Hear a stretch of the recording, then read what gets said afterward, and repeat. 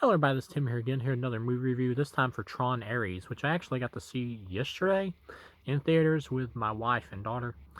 And I'll just say, I enjoyed the film. I know it's gotten like mixed critic reviews, and Tron has never been like a big mainstream like franchise or even like a big critical darling or anything. Like critics generally dislike these films. This is no exception. It's mixed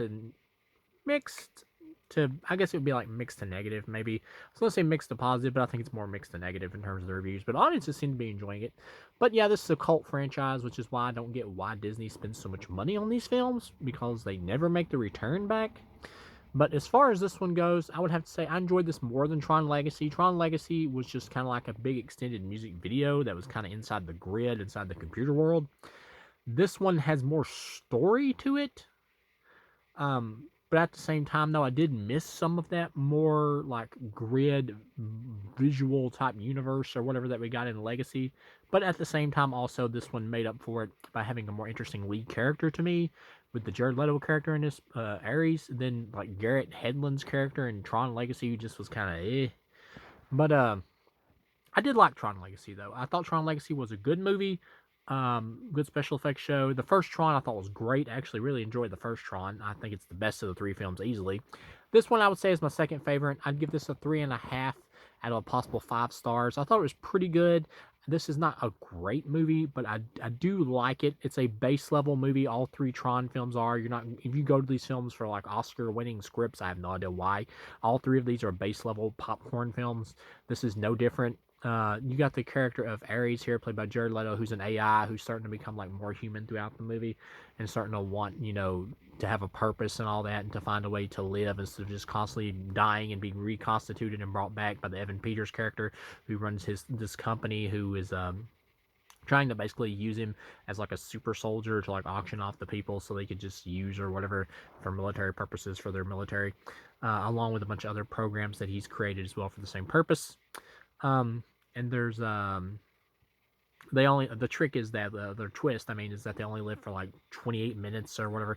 So it's like, well, it doesn't really work out well there. I mean, of course, Jared Leto wants to fix it to where he can live longer and live an ordinary life or whatever, to where he'll only have one life and not constantly die and keep respawning, basically be human, pretty much, which is kind of what happened to like the Korra character at the end of like Tron Legacy.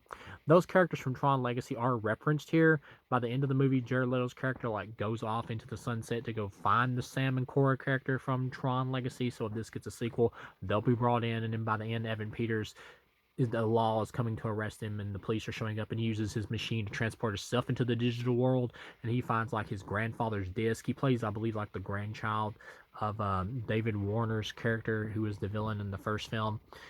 He finds like his disc or whatever, and I think with the computer like programming it or whatever that's named, like Sark or something like that. I can't remember exactly, but he basically like takes him over, and you see this in like a bonus scene, and that's when the movie ends, cuts off.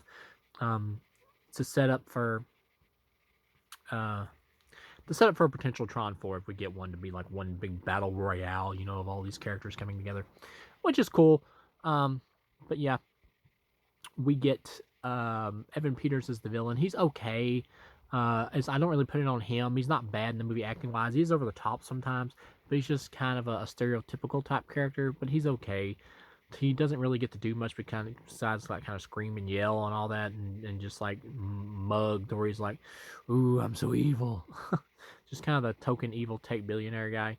But I say he's okay because he just doesn't really get a lot of development. Gillian Anderson plays his mother, who's like the chick that was in the X-Files, and they don't really go into a lot of like detail of what the relationship between these two are, basically. I mean, there's kind of an antagonistic relationship, but they don't really go into like enough detail about does he actually like his mom, because by the end of the movie his mom gets killed by a program that he's like ordered to like take out, like this Eve Kim character played by Greta Lee, who's this rival computer programmer or whatever from another tech company, who's trying to do the same thing. So it's just a question of which one will get there first. So, and like he tells one of his programs to like go take her out or whatever, and she does it by any means necessary.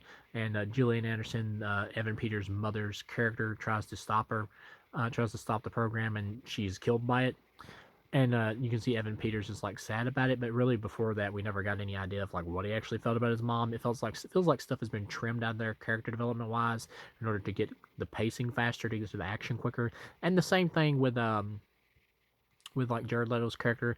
Not, he gets a good arc in the film, and he is interesting in the film, and he's the best character in the movie. And I actually think the movie would have been even stronger if it would just focus pretty much almost primarily on his character in terms of like him being an AI who's like gone rogue or whatever. That's the most interesting part of this film. But his like turn to like wanting to help the Greta Lee character or whatever and defend her against Evan Peters, it happens a bit too quick. It feels like there might have been something a little more there to justify it a little more before it happens, and it was just kind of cut out once again for pacing. I feel like a director's cut could strengthen this film a little more, but as it is, though, Jared Leto does a great job acting wise. Playing a role is pretty much similar to the Terminator, like mixed with Blade Runner. And at the end of it, you get like really good action scenes, and you get good action scenes throughout. Nine Inch Nails does the score of the film, and it is a great score, and you even get some Nine Inch Nails songs in the film, which are well done.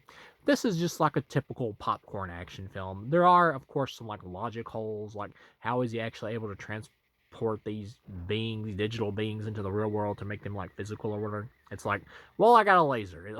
It doesn't really explain it, but like I said, this is a base level popcorn film. None of the Trons have Oscar worthy scripts. You're not meant to overthink them or whatever. They're just meant to be fun. And this is no different. This is a fun, pretty good 3.5 out of 5 popcorn flick. My audience liked it who watched it. It's completely harmless. And if you just want to go have like a good time with some base level entertainment, just purely for entertainment and fun, this is the movie to watch. So thank you guys for watching, and I'll see you again.